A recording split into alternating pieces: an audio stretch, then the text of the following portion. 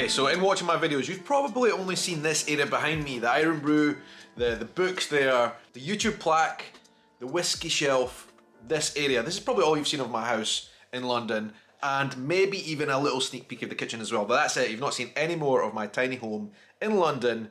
But I thought today, because there's a lot of people moving to London, a lot of people thinking of moving to London for study, for many different reasons, I thought I would actually give a bit of a better house tour. Has been a bit weird us being here because I've never really fully explained it before. Why am I here in this apartment? Why am I not posting videos from Scotland all the time like I used to?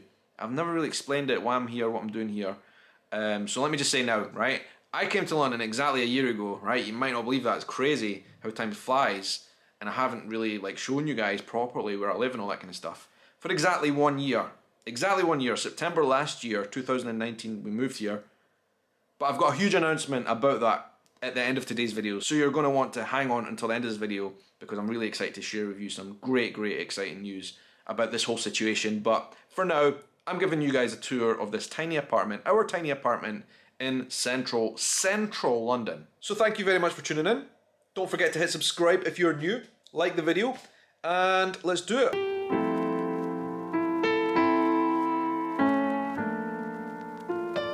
So my two favourite areas, or things about this apartment, is firstly this little corner here, which Tekka set up and manages, is our little garden area inside the apartment. We've got all these houseplants, which it took a little while to understand them and how to look after them.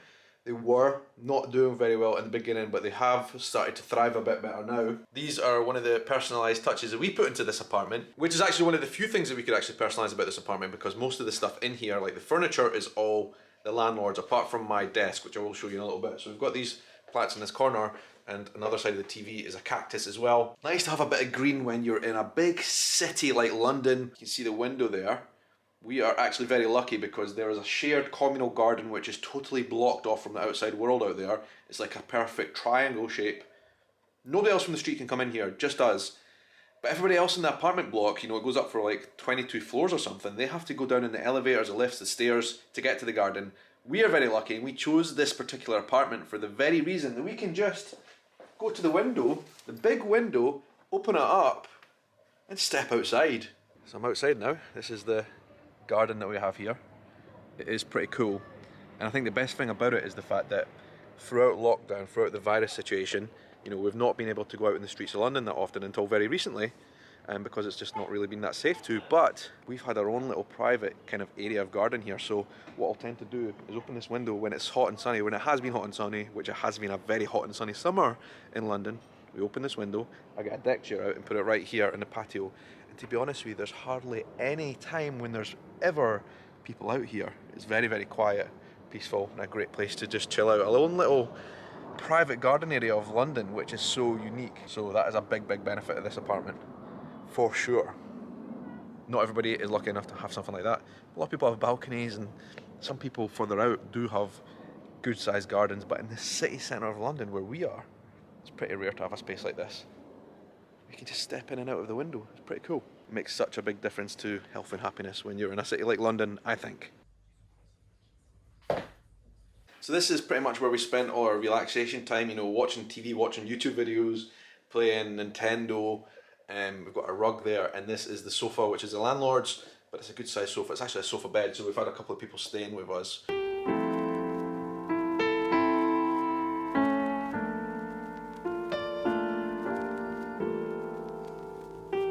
It's not huge, it's fine for the two of us, not bad. And it's also like a shared space because we've got my desk here, which is the area that you generally see on camera. This little tiny square here with my screen, my laptop, my desk and chair, and then right behind on the other side, you've got the kitchen. So it's basically a lounge, office and kitchen all in the same tiny little space. You know, I use this area of the desk here, and this is kind of my background, these shelves here which we built. I put some stuff on the shelves here to make the back room look a little bit better, but you know, what you don't see is that mess up there. That's kind of hidden. A bit of a dumping ground for old boxes and stuff. But that's what you see behind me. But on the bottom shelves as well, another mess that you don't tend to see on camera is where I store all my camera gear, right? When you're in a tiny space, you have to make sacrifices, and there's probably a few things I could clean up and tidy away and actually just chuck out. But you know, we haven't quite mastered the tiny home living situation yet. And let's say this is the kitchen. Pretty much all the fixtures and fittings in here are with the apartment. We've got a big fridge freezer here, conduction unit cooker, oven head, microwave up there.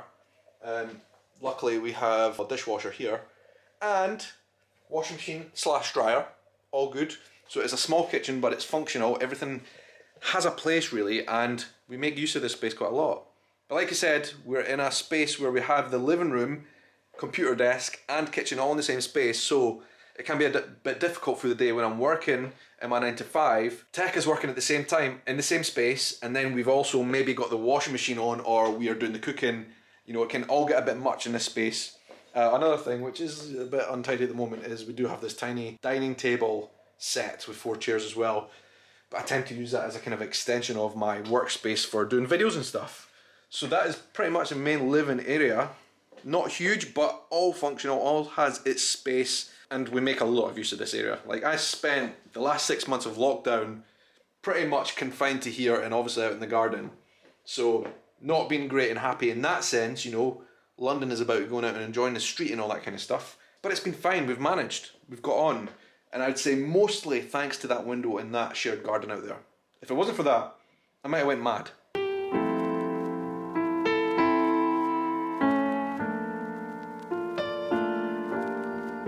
One thing we found, and this is from experience of renting in London, is you always get, I mean these curtains are not ours, you always get tatty curtains. Like these white curtains here are well beyond it. They need to totally, you know, just changed really. And the same with these. I know they're not the cheapest things in the world to replace here in the UK, but the landlord should just do it, and they tend not to. They tend to be quite lazy with these type of things, so you really have to insist. But we haven't, because we've been here for such a short time. Maybe in future they will do that, but it's quite common in London. Curtains are tatty looking and old and need repair. It's just part of London rent, to be honest. This is our main door here to come in from the hall. And really we've got a tiny little hallway here which we're using for a bit of storage at the moment. I'll tell you about that in a little bit. Into this room here is our bathroom. I mean, there's really nothing to tell you about the bathroom other than the fact that it has got a bath there, which is also the shower as well. Bath and shower together, toilet, and then some storage area here. It's really pretty small, to be honest, but we make it work. And then over here we have a bit of a shoe storage situation going on in front of the boiler room. I'm not going to show you inside the boiler room. There's a very small boiler room. You can't swing a cat in there. It's not really functional inside for anything else. That's why we have our shoes on a rack here outside. But then over here is another great space in this apartment because it is our bedroom. It is pretty small as well, but it's fine for us. You know, you've got 2 bedside cabinets, really good king size bed. What more do you need? Got a wardrobe in the corner there, and there's also a wardrobe fitted inside to the wall on this side as well. But yeah, it's our bedroom, it works. We've got another window out into the communal garden as well, which is pretty good. All good really. To be honest, that is about it. I have showed you almost everything in this apartment. It has been our little living space for the last year, almost exactly now. If we were going to stay here long term, there's a lot of things that we would have changed. Absolutely would have changed. But because it's a short term rental and it's not our stuff, we couldn't change it. It was in the contract. So it is what it is sometimes in London. And that's the situation when you come here. A lot of the times the landlord has stuff the way he wants it, and it might not look good, it might be old and tatty, but you can't change it often. London renting is a nightmare. Let me just put that out there now. It's a fact, it's a nightmare, it's horrible. Unless you're absolutely loaded, and I mean seriously rich in the top 1%, London is an expensive place, and to get a really good place for a good price is pretty hard. So sometimes you just have to put up with things. And actually, I was getting shown around by an estate agent when we got this place, and we looked at something like 18 different apartments, or was it 21 apartments in 2 days. We saw a lot of places, it was ridiculous, right? But something that the estate agent said to us, this is a professional estate agent, and it really stuck in my head about London, is of all the places you see in London, you will never ever find the perfect place. It will always have something that you don't like about it. Always something wrong, always something broken, or something you'd like to fix. You'll never find the perfect space for you in London. So here's a situation if you want to move to London and you're thinking about it and you don't know how much it costs, right? This, to be fair, is a very central apartment. We're in zone 1 of London, close to Borough. I'm going to take you outside in a minute and show you the neighbourhood a little bit, right? but it's pretty central, almost as central as you can get, really. Especially if you work in the financial services industry like I do, because it's very close to the financial district, right? We pay, and this is important, a lot of people are going to want to know, we pay for rent every month £1,600. That's probably around $1,800, $1,900, depending on the exchange rate per month. Now, I know that is cheaper than places like New York. London is slightly cheaper in terms of rent, but when you earn in pounds in the UK, it is a lot of money, right? A lot of money by anyone's standards here for what is a really small space. And it's something you have to consider because we have tried it all, we've seen it all in London. Zone 1, 2, 3, 4, it doesn't matter which zone. It's all expensive. We've got a lot of friends that live here and there and we know how much they pay.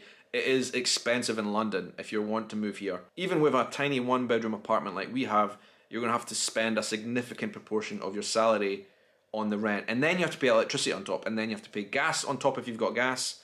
For heating, you're going to have to pay for maybe other little bits and pieces as well, like car parking. I have to pay, how much do I pay? I don't even know. I pay £60 a month or something for car parking. And for using the congestion zone in the cars as well, which is £15 every single time you get in the car here. It is absurdly expensive, right? So all these expenses add up. And then of course your transport is probably one of the most expensive day-to-day activities you could do. You know, going on the tube here is very expensive, but this is just for the rent proportion of it. You're going to want to know the rent. For a tiny 1-bedroom apartment in London, £1,600. And I would say that is a really good deal for where we are and the apartment we've got. We saw places in a much worse state than this that were much more expensive. So bear that in mind. The virus situation may have tipped that backwards a little bit, but I wouldn't say by very much, right? Take that into account. That's what we pay. Real life figures for you if you're thinking about moving to London.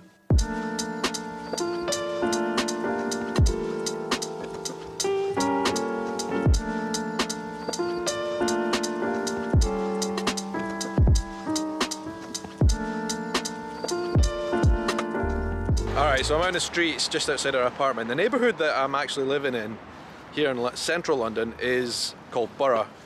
And the closest landmark you can really think of about it, there's a couple of big landmarks really close that you'll get an idea of where it is. First of which is Borough Market, the famous Borough Market, which is one of the most famous food markets in probably all of the UK, to be honest with you. But also the Shard, one of the biggest buildings in Europe. It was the biggest building in Europe, it's the biggest building in London, the tallest building. And I'm going to take you down to the waterfront to show you some of these places right now.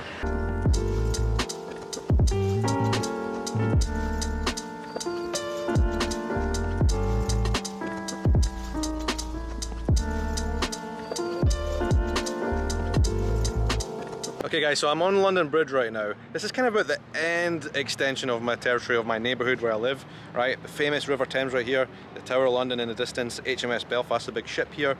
And one of the great things is, you know, I live 5 minutes walk down there now. One of the great things is about this spot to live in is if you work in a financial services district, because it is literally the other side of London Bridge. Right there, that up there, those tall buildings is just a part of the financial district. But it takes me about 15-20 minutes to walk into the office. During normal times when we've had office situations going on, really close to everything where I live. It is a great location if you live and work around the financial district, for sure. But this is London Bridge, the famous London Bridge, the site of many disasters, tragedies and romance. You'll know the poem. The original London Bridge was about 50 metres that way downriver.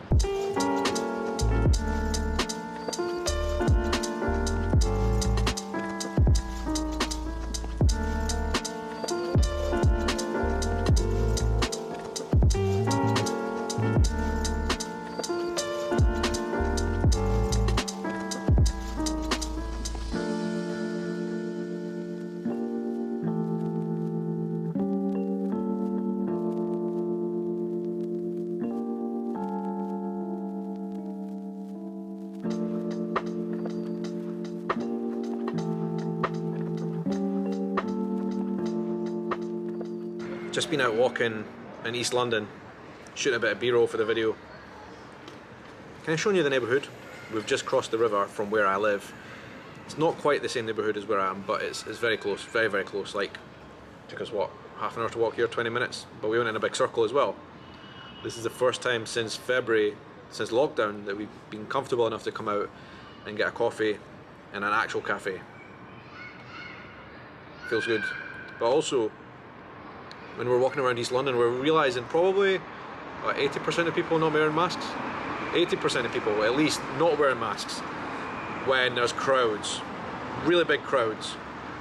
So I didn't like that at all. Didn't go into any shops. We found a nice little quiet corner here though, taking the mask off and getting a coffee. Feels good.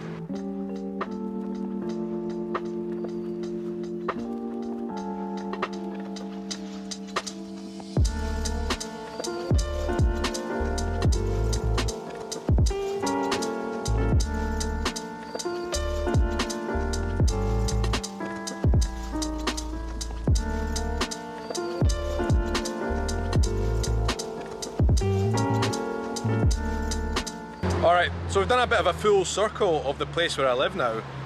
Started off going over London Bridge, which is that way. I think you can just see it over my shoulder there.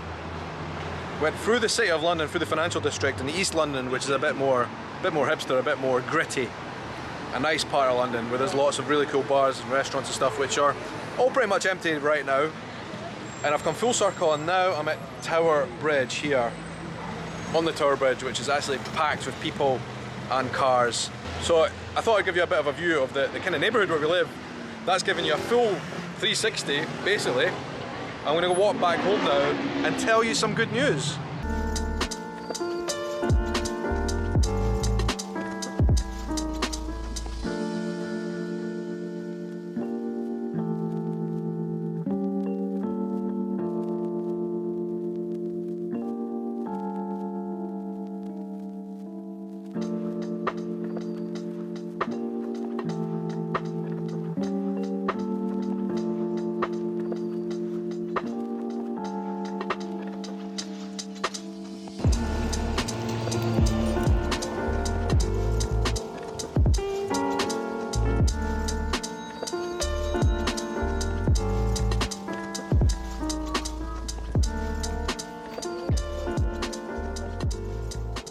Okay guys, I'm back in the apartment after a bit of a tour around London today. Back on my desk, my usual background you usually see in the videos, and I've got a bit of a thing to tell you guys. Really important and really exciting. But first of all, I just want to say London has been a great experience. It is a great, magical city. But this year, 2020, has just been a weird one. It's been a weird one for everyone, especially I would say those in big cities. Places like, you know, in America, New York, certainly here in London. Probably big cities in Europe as well, because the whole point of being in a city like London is to enjoy the kind of nightlife and the mad rush, the hustle and bustle. I mean, there's really no other point to be here. Like, we come for work, right? We come to work and play in big cities. And that's certainly why I came to London. I came for work primarily, but also to enjoy the city. Like, all the big bands and concerts would be here, all the shows, big international acts, they all come to places like London. And that's why we came here. But this year, the whole year basically, we've not been able to do any of that. So London, without the nightlife, without all these big shows and events, is an empty vessel. And I think there's a lot of big cities around the world right now, like New York, are basically the same, you know. The soul has been sucked out of them. And there's really no reason to stay here in places like London, paying enormous, stupendous rents when you don't need to. Because most people who work in offices now, like myself, are working from home. And for somebody like me who's got autoimmune disease as well, especially, there's no point putting yourself at unnecessary risk of, you know, going into an office when you don't have to. So why would you continue paying the high rents if you don't have to? If you are worried, if you are vulnerable because you have autoimmune disease or whatever else, like myself, why would you put yourself at that risk if you don't have to? So for me, it makes total sense not to be here in London anymore. It makes much more sense to be in a place like Edinburgh. Now, I don't know, like, how seismic this shift is going to be, or maybe not at all. Like, will the way we work permanently change? If that's the case, places like London and New York, they will become different places. They will have to become cheaper, right? I told you the price that we pay for rent, but that's based on now. What happens in a year's time if things haven't gone back to normal and actually we've decided nobody needs to work in an office really anymore? These financial centre hubs become pretty irrelevant. And I think a lot of people will move out. But like I said, there's still a lot of reasons you might want to live in a big city like London. A lot of great reasons. The reasons we came here. You know, concerts and culture, nightlife and arts are all here. In the UK, if you want to see the biggest acts, the biggest bands, you have to be in London. If you want the biggest job opportunities you have to be in London, but who knows what the future holds in this respect.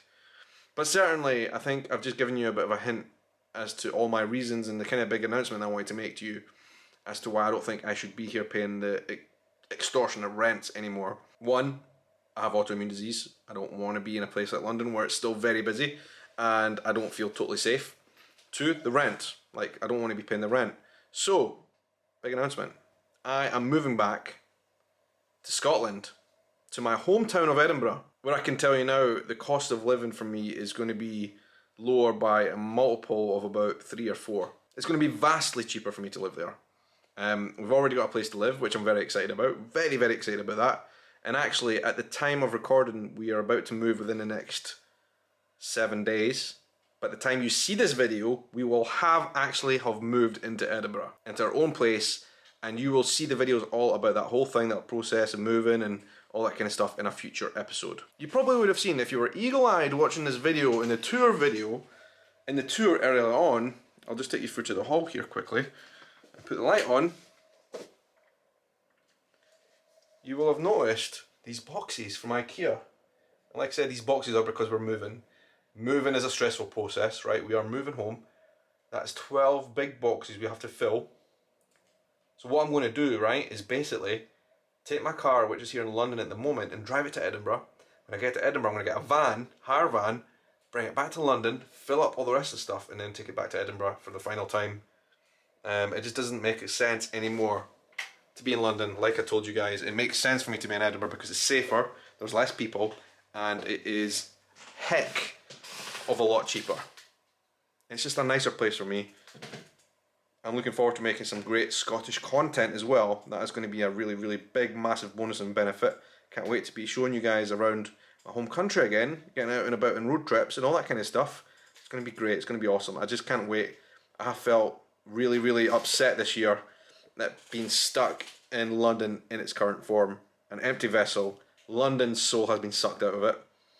Like I said, I think probably the same with a lot of big cities now, and there's really no point in me being here. Will I be coming back to London? Absolutely. Love it here. It's a great city. We've got a lot of friends that live here, and there will be cultural and artistic things that we need to do here.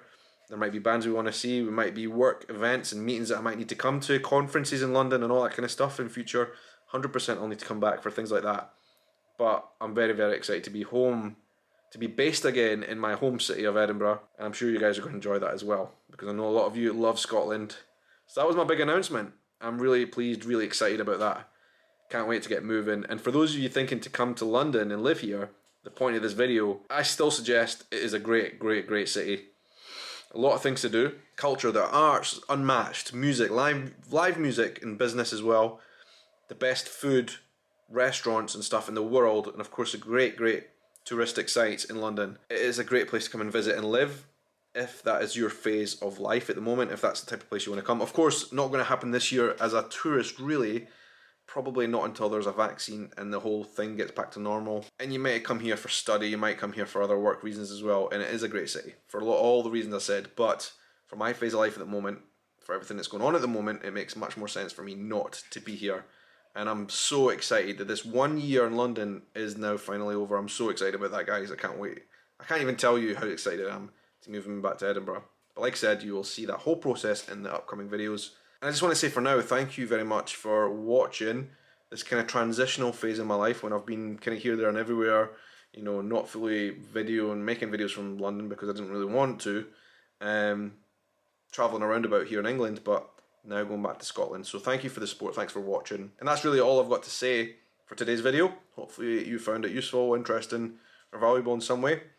But yeah, I guess until the next adventure, I hope you guys have a good night, morning, evening, afternoon, or whatever time of day it is, wherever you are in the world. Take care.